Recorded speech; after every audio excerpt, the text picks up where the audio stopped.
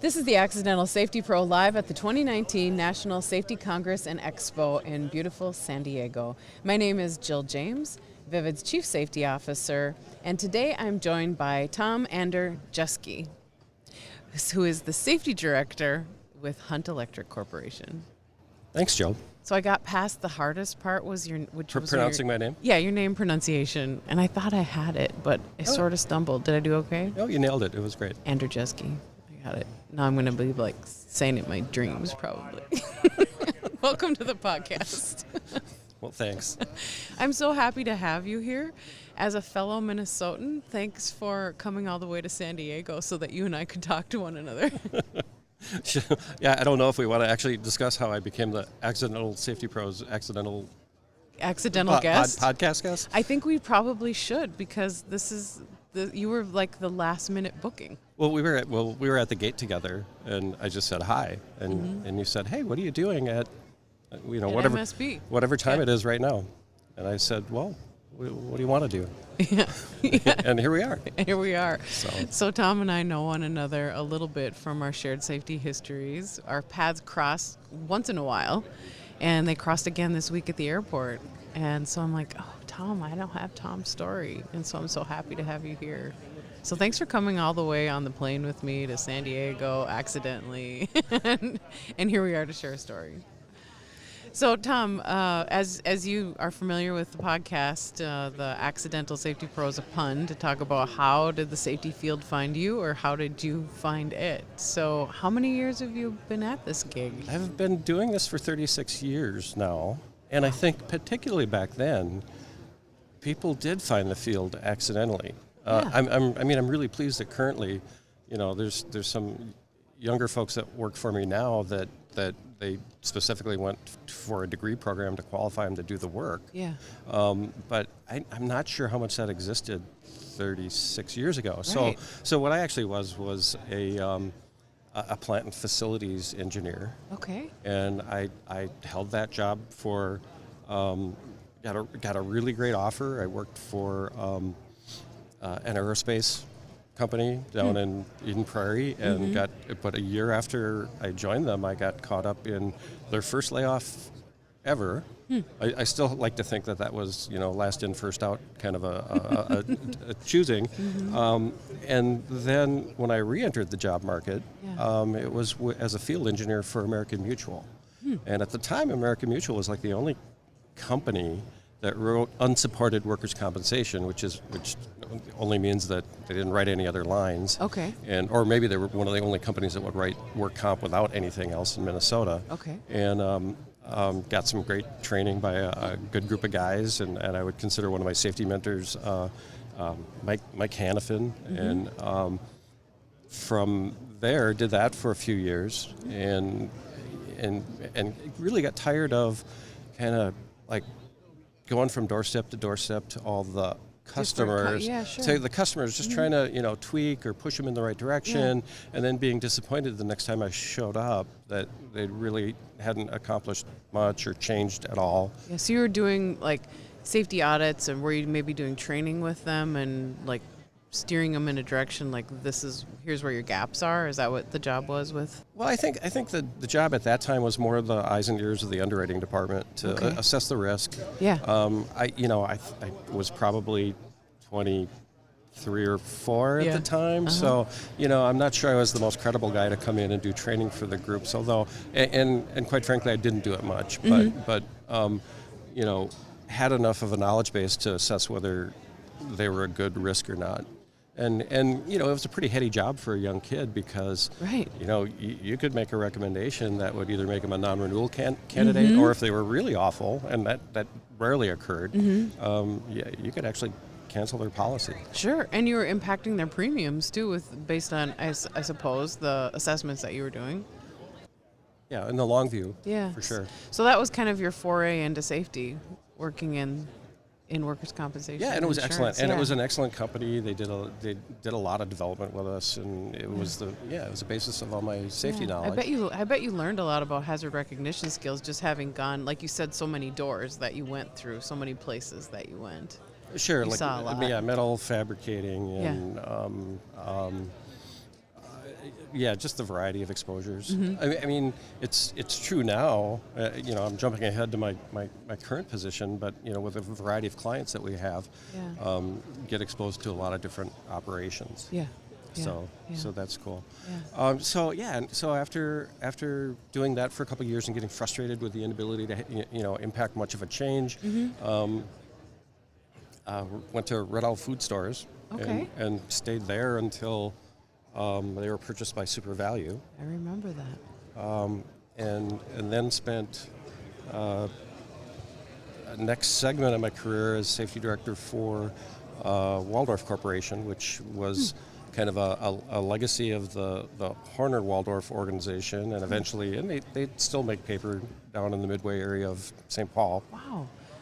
I mean, that's a lot. If from a grocery store to a paper mill, that's a lot of different hazards. That's interesting. Well, when you challenge me on that, yeah, you're right. It is. I mean, that's a big, yeah, from a retail space. And grocery does absolutely have legitimate hazards. And paper processing, certainly a different scope of hazards. Yeah. Yeah, I mean, well, yeah, it's big, heavy machinery, Yeah. and the potential for significant loss is Yeah. pretty great. And Yeah. live steam and heavy rotating equipment and Mm-hmm. Massive lockout, tagout emphasis. Mhm. Yeah. but inherited some cool things from kind of the Horner Waldorf, legacy, and we just did some cool things there, and it was a good experience. Mm-hmm. A lot of printing operations there. Mm-hmm. And then I tried my hand at consulting for a while, Okay. and I won't mention that company's name because in the end it was at a period of my life where I thought, hey, I can take on anything. Yeah. And part of my role was I had to remain chargeable, but I also had to recruit enough business, and discovered maybe I'm not the world's greatest marketing person. I had that same discovery. One of my jobs was with the shortest job I ever had in safety was working for a customized training department out of a technical college, and I was to sell my safety services and deliver on training. And I thought, well, I love doing training. This is going to be easy. But then when I figured out I had to drum up my own business, I'm quickly like, I don't think the sales life is for me. That's a talent set that I don't possess. Yeah, I'm right. I'm right there with you. And to me, it was almost like two full-time jobs, and Yeah. and I wasn't good at one of them, so Yeah. it wasn't a really good fit. And then the only job I ever got by answering a newspaper ad was the current one with Hunt, and that's made up really if you count years, it's made up the bulk of my safety career now, and really blessed to have fallen in with a company with really all the top management support you'd want. And I think even some of those managers would currently argue that fact, but the truth of the matter is, Yeah. I've got I hope I have a great reputation in the Twin Cities safety and health community. And while part of that is hopefully my doing, part of it is, I feel bad for professionals who get in situations where they really don't have the support that they need to succeed. And by and large, I have at Hunt, and we've accomplished some really cool things. Yeah. Yeah. So for people who aren't familiar with Hunt, when you hear electrical, people maybe think of lots of different things that an electrical corporation would do. But what's the kind of the 30,000 foot view of what Hunt does? Well, it's evolving. So Yeah. Oh, okay. a large part large commercial construction. Okay. You and I joked about it. When my friends know that I work for an electrical contractor and they want an outlet installed at their house, they go, "Hey, could one of your guys come over?" And it's Not like, no, that kind, yeah. it's not that kind. Yeah. Not that kind of electrical contractor. Yeah. And we work on enterprise data centers and hospitals, and we work for our local clients nationally, and we also have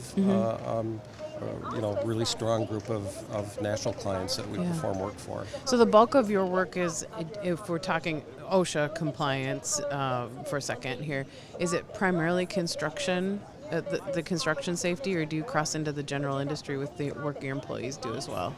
The that's also evolving. Yeah, okay. Because the bulk of it was construction for years. Yeah. But our service group has gotten larger and larger, and those are the folks who might go to our customer base is a bunch of Fortune 500 companies around the Twin Cities, and the guys will show up in a job truck, and those lone workers present some interesting challenges of their own. Right. To say nothing of the vehicle hazards, because I think our roads aren't getting any safer; they're getting worse and worse. Yes. So the scope of your work is broad by way of exposures that your employees can have, and you said the company keeps evolving. So I'm guessing the safety department has evolved over time as well. So when you started, were you the lone safety person, then you grew a team, or how did that part happen? I was the very first full-time safety person that Hunt had. I was preceded by a project manager who held the role as a part-time title. But I was by myself for about 9 years. Joined by Diana Nelson, I think 9 or 10 years later, and she's been an absolute rock star and an awesome partner. And we've continued to add to staff, and we've probably, I'm embarrassed to say, I don't know the count off the top of my head, but probably 10 or 11 safety people working for us right now. A good portion of them working on a really large data project that we have going on in Nebraska, and really great young people too. So it's been fun. Yes, you've had an opportunity to mentor people as your career has progressed. Well, we try our best. Yeah. So. Yeah. Oh well, it sounds like an evolving career all these years, Tom. It's been super fun. Yeah. And it's not over yet. We're doing some really cool things right now. Kind of the buzzword this week for some of your other guests. We're creating an actively caring environment, and we have been engaged in working with a local PT firm that's been doing outstanding work for us. PT meaning physical therapy. Physical therapy, and it was born out of putting solar gardens together. And solar garden work is basically, a farmer gives up his, someone procures a muddy cornfield that's basically unfarmable from a farmer, and then they put up, a 1 to 5 to sometimes even larger meg solar installation, and it's highly repetitive work. We're really challenged kind of our first season of solar work because we got hit up with a lot of sprain and strain injuries that we didn't anticipate, and it was an issue. It was blowing up our TRIR. Yeah. And engaged the services of I'll give them a little bit of a shout out, On-Site Solutions, and they helped us in a number of ways. And they're the physical therapy group. That's the physical therapy group. And we did 3 things, and I think 2 of them aren't too avant-garde. They helped us with a stretching program. They helped us with ergonomic risk assessment training for our field leadership. But some of the really cool things that we've done with them is they'll go out and help us lead stretching in the morning, hang out on the job site for a little bit to see if anybody wants an individual consult for any aches or pains they may be having. Yeah. And then the super fun part is just walking the job site, and it's so easy to catch somebody who's doing a little bit of a stretch that might indicate they're a little bit sore or something, and just diving into that and say, hey, what's going on there? Is there anything we could help? And you can introduce the physical therapist, and it's an early intervention model that's been really fun, And it's been really grounding for me too, because with all the stuff that we get involved in, sometimes you forget that you got involved in safety because you really like to help people. Yeah. And so it's been really grounding in that way for me. And that's kind of like closing the loop to this whole actively caring theme that you guys have had going on the podcast this week. Yeah, and the partnership with physical therapy and safety, for anyone who's listening who is like, I hadn't thought about that before, that it could be a partnership, or how would that work? I've done the same thing in previous jobs as well, and it can be so powerful, not only for you to learn as a safety professional, particularly on that ergonomic stuff like you were talking about, not only for you, but you said you cross-trained with your team as well to be able to identify things, but they can really be problem solvers and teachers to individuals as well. I know I had contracted with a physical therapist in a previous job that was in the turkey industry, not in a meat packing setting, but in barns where employees were having to lift and handle and carry very large turkeys, repetitively. So, and they were getting injuries like you might expect from shoulders and wrists and elbows, and because of some of the lifting and the things that they were doing with turkeys with regard to insemination and vaccination, that kind of thing. So brought in a physical therapist to watch the mechanics of how people did work, and they were able to say, hey, we can see we've got a shoulder impingement going on here every time you do this move with your elbow, like higher than your shoulder, and then explaining to the employees, like, what does the inside of that structure of the shoulder look like, and here's the stress that's happening when we're doing that particular movement, and then how could we modify the work and put them in different positions so we're not impinging that shoulder all the time, and like wrist angles, and how can we change some of that stuff and how we were doing things. And their eyes just bring a different set along with their background and training to be able to explain it not only to us so that we can keep explaining it to people going forward, but to the employees too, to go, oh yeah, I do have that pain in my neck, or I do have that pain in my shoulder, so that we could move around that, not only for them to understand, but them to then agree to try something different. And I think that's really a powerful partnership with safety. And, and I don't want to overstate kind of it's important that the safety team was part of that training, but I don't want to overstate that, because what was really important is that our field leadership were there. Okay, and I hope they're doing as much with that as I had hoped, because they're the real process specialists. They've performed the work their whole lives. They've evolved to the point where they've been elevated in the organization, so they're now supervising the work, and so they're our process experts. And to give them that knowledge base, I hopefully will yield some significant improvements, or allow them to consider some of the ergonomic aspects as they engage in new and different work and new and different methods of doing the work. And it's it's what we're getting into now, is just process improvement in general, and it's really important for safety to be a part of that. Yeah, absolutely. I know that when we've spoken in the past, you've talked about some, if we're going to go theory just for a second on safety, one of the people that you've paid attention to is Conklin, and some of the theories on safety with that. Do you want to talk about like how you've applied some of that knowledge with your path as it's evolved? It's disappointing to admit that I don't know if it's that I've applied it or that I wish to apply it. Yeah. We talked about kind of engaging with the physical therapists on site and all the great work that they're doing for us, and it's had a really significant impact in reducing our TIR, and I feel a lot of us as safety professionals get preoccupied with kind of like that all important lagging indicator, and everyone around here talks at a safety show. Everyone's talking about leading indicators, but all the customers on qualifications and pre-quals and things like that, they want to know what those lagging indicator numbers are.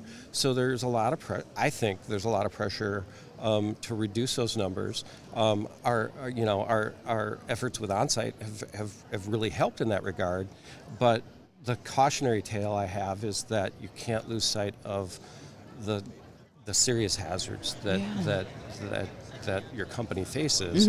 And for us, that's always electrical. Yeah. And in fact, we had a pretty significant grounding incident, which kind of helped us regain that focus this summer. And I can't get into that here, but that's what gets me into, Conklin has some theories about, work is imagined versus work is actually performed. Talk more about that in case somebody listening doesn't know about that. Well, and work is imagined is just, your corporate policy, your, management directives, not necessarily just in safety, but certainly in safety and in all regards. It's how management states that they'd like to perform work performed and what their expectations are. And in, one of Todd's books, I can't quote it right now, he just talks about, but then there's work as discovered, and that infrequently people are performing work as imagined, and most often there's some variation, there's some adaptation they have to do, and particularly for the electrical work, we have to maintain our corporate standards, but I think what's informative about the concept of work as discovered is to make certain that we're offering, we're providing the education that they need to protect themselves as they perform work that isn't evolving as imagined by management and by safety. Yeah, right. So that they can continue to keep themselves safe if things aren't following the linear path that we as safety professionals think it's supposed to be like this, because it's discovered as the work happens, right? Is the point, Well, and the theory is fascinating. I think it's it's a relatively simple theory, but in practice it touches on culture. It touches, you and I talked about the integrity of your process and your people, and I got to be careful. I got to be careful about how I state that, because I think some hunt people will be listening to this eventually. But does the organization have the integrity so that people can let safety and let management know, I know you guys say do it this way, but this is what's really happening out in the field. Right. Because if we don't know that that's happening in the field, we can't help them. We can't help them. Yeah. Or add additional education, or and it's at all levels. Yeah. The journeyman performing the work, just having there's a variety of reasons that they don't want to tell their foreman, hey, this is unsafe, I don't want to do it. Yeah. Because I think most of them perceive it, as a means to the top of the layoff list, and we don't tell them that; they internalize that. Yeah. And to me, that's a type of integrity. Yeah. And then, foreman to management or to the safety group, letting them know how it really is, so that we can really address how things really are. And then, and management, and then just the integrity of management and even safety management.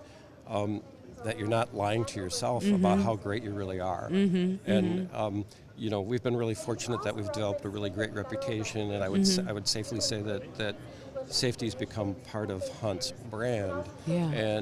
But as the as a safety director, I always have to caution people that, hey, I'm concerned that we're not as good as our reputation, and we need to keep working that. Yeah, and I think that's an accurate thing for any safety professional to say, right? Because it's not like you work and arrive somewhere and then you're done. It's not like you've done all this work all these years at Hunt, and now it's like, oh, check, we're good, we're going to hit cruise. Like, it doesn't work that way with safety. And I think that's what you're getting at, is that it's evolving, just like our professions and our occupation and our job path and everything else, and what you've done with the safety department that you have at Hunt. it's not you haven't arrived and the work is finished. It's never done. And so It's how does never that done, yeah. how does that evolution continue as the company continues to grow and progress, and the work changes and humanity changes and we get new employees in, and how does that work? How Yeah, do you and keep your eye on the ball? Yeah, and you have to appeal to a new, younger set of, it's Yeah. the generational differences and Different skill sets and understandings, and so I get what you're saying. I mean, you're talking essentially, someone might call it culture, right? We might call it the culture of the safety at a particular company or location, or with a group of individuals, or with their supervisor or something like that. And so, how do you build what you're calling integrity, so that people feel safe, top to bottom, throughout the company, to be able to speak their truth, right? And to talk and to share with you, so that you can be helpful. But it's really part of culture, and maybe Yeah. integrity was the wrong way to look at it. And really, kind of this grounding that I spoke of just has kind of reinvigorated me that I think you got to be really diligent about a way to measure your culture, and a willingness to kind of take the steps to remediate your culture. Yeah. And those are. So how are you looking at doing that now? Well, I mean, Is that what you're trying to discover? That's really our next. I think it's our next thing. Yeah. In kind of response to events of the summer, that we have to understand where we're at, and unfortunately we're moving that direction in terms of kind of engaging employees more and over not just safety but throughout the organization. Safety, quality, productivity. All the way around. So I think moving forward, it's the organization is going to be more receptive to it. So that's kind of the next big thing that I want to challenge the organization to do. We'll get together some other later date, and I'll let you know how I it know, goes. isn't that fabulous? I mean, it really is. I mean, our work, that is the nature of safety. I mean, it is always. It's never stagnant, and I think that's what keeps so many of us at this for so many years. And I mean, a lot of people have a lot of jobs and professions for a long time, but I think safety people, when you talk with them, they're always talking about the next thing. They're not like, we're doing the same old thing. If you're interested in taking care of people, which by and large that's what our profession is, we care about people and humanity. That we're always looking, and we're always looking to improve things. In fact, that's kind of one of the ways that our paths met, crossed. We didn't know it, but our paths did cross at one point professionally. Can tell our audience a little bit about an unintentional way that our paths crossed. The Minnesota OSHA mobile earth moving equipment standard, you mean? Yes. Okay. So I co-authored this law back in, I think it was approved by the legislature in 1999, on the operation of mobile earth moving equipment, that I co-authored with my coworker at the time, Norm, and it was in response to deaths that I was investigating when I was with OSHA, people being ran over by mobile earth moving equipment, not in a roadway but in other work settings. So co-authored this law, and many years later, I was looking at the law again because I was writing a presentation about it, and I'm like, wait a minute, there's a new piece to this law. I don't remember writing this one little section to this piece. What happened to the law? And then you and I met somewhere. Yep. And it turns out. Yeah, that was you added that. Well, it was just Yeah. I responded to a comment period, and I said, hey, we should address, you're going to require high visibility garments, and we should address the fact that electricians, if they're engaged in, electrical work, shouldn't be wearing a synthetic garment. They need to be fire rated. And basically, it was language associated with NFPA 70E wasn't such a big thing back then, but it basically addressed, the non FR nature of a high visibility vest, and that there should be an exception carved out for electricians, and that got included in the law. Mm-hmm. I'm not sure I even knew that it was included in the law. I think I might have been as surprised as you were that I was reading the OSHA rules one day, and I was like, hey, I wrote that. You did, yeah. It's like maybe a sentence and a half long or something, Yeah, but it was, but it was but mine. it's there and it's yours. So for anyone who's listening who's like, wait a minute, you can write safety laws? The answer is yes, you can. Yes, you can. And you can amend them, as Tom did, and it was a great amendment. So thank you for that addition. Sure, It was good. Yeah, and you and I were talking earlier about other and you enjoyed that's part of our shared legacy. Yeah.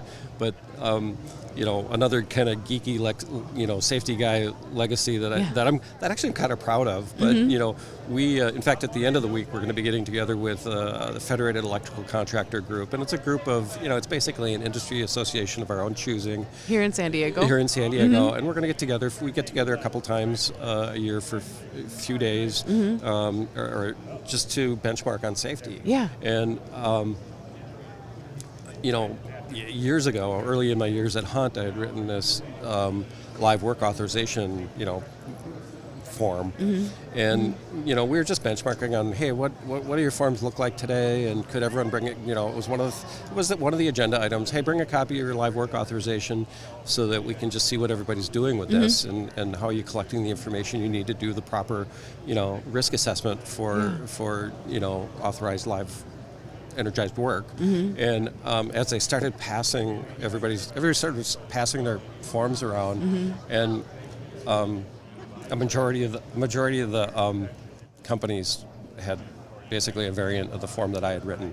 So that's a really weird legacy of mine. That way back. That a lot of the large electrical contractors around the country are using some variant of a live work authorization form that I wrote. That's a cool legacy. Yeah, kind of. It is a cool legacy. Kind of geeky, too. Yeah, yeah. Well, hello. We are in the nerddom. It's for sure. So you mentioned, so you're part of this Federated Electrical Group, and that's a good thing to mention for other safety professionals who are maybe starting out and listening. Many of us belong to organizations we're here at NSC, or we belong to ASSP, or we're part of BCSP, something like that. But then within industry groups, there's safety things as well. So this is one of them for you. Are there others that you're part of too, that crossover in industry for you? No, this is the main one for electrical, and it's a really amazing group. We joke that it's benchmarking, but it's part therapy because we all deal with the same challenges. Yeah, right. And so part therapy, commiseration, and then benchmarking and shared practices, and when within the group and it's large electrical contractors from all over the country. So we're by and large the safety leaders. And so, if something happens or if a new process is developed, that's shared at those meetings so we can all benefit from it. Right. And, this is just a group of people that we would partner with as we perform work around the country and generally wouldn't compete with. Yep, right. So, like I said, it's an industry, it wasn't an industry, it's an industry association of our own choosing, but its genesis wasn't based in safety. In fact, safety came, a little bit later. Yeah. But, Yes. And actually, I was one of, I think a handful of safety professionals that made a pitch to the ownership group that, that safety should be at the table. Safety people should be getting together a couple times a year, and it's important for us to be benchmarking in this area. Yeah. So for our listeners who are maybe starting out in their careers, they can, be searching for those things and asking those questions, or creating them. Oh, exactly. Or creating them, or asking if an organization, exists, that safety should have a seat at that table, like you said. I know that, I was part of U.S. Poultry and Egg, which sounds kind of funny, but safety committee for the nation, and that was really specific to the group as well. I have another friend who I know is part of one for the Zune aquarium industry that's specific to that. I have another friend who's part of an organization just for sugar beets, and so they're there. And so think about, what is it that my company does? And, is there a place that I can find like-minded people in safety specific to my industry? I think that's a good tip for people. Well, and I hope it still exists, but back in my, pulp paper days, there was a Minnesota Pulp and Paper Safety Association, and it was just all the safety directors for all the mills around Minnesota, and primarily in northern Minnesota. I think I was the only one in the metro area. Sure. And we'd visit each other's mills periodically, and we'd take turns hosting meetings and benchmark. Yeah. So Tom, since you've been at this a while, when you need to do your own research, where are the places that you normally go for people who are listening, who are maybe like, when you're trying to do your own continuing education, or when you get stumped on something? Obviously, you can go to this group that you're talking about now with your cohorts, but are there other sources that you routinely go to? I'll be honest, and I'll have to say I lean on some of the young geniuses that work in our safety department at Hunt. Yeah. And they're, I mean, two things happen, and I'm always interested in how people solve problems. Networking is really important. It's important to understand how different organizations meet certain either compliance or safety issues. But I always want there to be a basis in the standard to make certain that we're meeting those requirements. Yep. And so I mean, most of what we do we just make certain that we have a sound basis and we're covering all the necessary requirements. Yep. But for a large part, we've got a pretty talented group. Yeah. And we chart our own course. I mean, we check in with others, and we network among other safety professionals. Not just in among electrical contractors, but even in the Twin Cities safety and health community, which I happen to think in the Twin Cities construction safety and health community is special. And I could name a number of people and a number of really outstanding firms, general contractors, and other trade partners that we keep each other sharp. It's not that we're infallible, but I think we have something special going up in the upper Midwest. Right. Yeah, so you're talking about this. You've been talking about an evolution of career and an evolution of the way that you practice safety. And I think you said it really well. Like, you use the standards as that baseline, because as we all know, that's the minimum. And so then you take it to your team, and we're like, okay, if we've met the minimum, now how do we evolve this to be better than, to be right, and more protective, and what's everybody else doing in industry, and how can we share and learn together? Yeah, so important. Yeah, so before we wrap up our time today, is there anything that you would like to share with 36 years into it? Do you have any sage pieces of advice? Did I offer that, or did you come up with that? I came up with that. Okay. Because I'm still learning too. Well, no, the only thing about having done safety work for 36 years is I am particularly energized by actually everybody I work with, and Diana would be really disappointed that I don't include her in the group of young people that work for us anymore, and I'll probably hear about this for saying it. But I'm particularly energized by working with those guys, but occasionally I take a step back and I said, wow, I've been doing safety work for longer than any of you have been alive, and that's yeah, I don't know. Well, I mean, even my mother's 94 years old, and cantankerous as ever, and and when we talk about age, we both, our fallback is, I don't know how this happened. Speaking of age, I don't know how this happened to me. I don't feel like an old person, and like my mother says, she just feels like she's a 18-year-old trapped in this 94-year-old body. and she behaves that way too. So that's cool. So that's where you get it. Yeah, let's hope. Yeah, that's awesome. That's So- awesome. Well, Tom, thank you so much for sharing your career and your story and wise words with the audience today. I really appreciate it, and really thank you for evolving the way you have to help Hunt be a leader as they are and continue to be in safety. Okay. Well, and appreciate the invite to do this. This has been fun. Yeah, wonderful. Thank you so much. And thank you all for spending your time listening today. And more importantly, thank you for your contribution, making sure your workers, including your temporary workers, make it home safe every day. If you'd like to join the conversation about this episode or any of our episodes, follow our page and join the Accidental Safety Pro community group on Facebook. If you aren't subscribed and you'd like to hear past or future episodes, you can subscribe in iTunes, the Apple Podcast app, or any podcast player that you'd like. You can also find all the episodes at vividlearningsystems.com/podcast.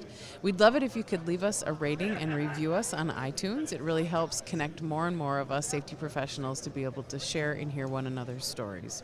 If you have a suggestion for a guest, including if it's you, please contact me at social@vividlearningsystems.com.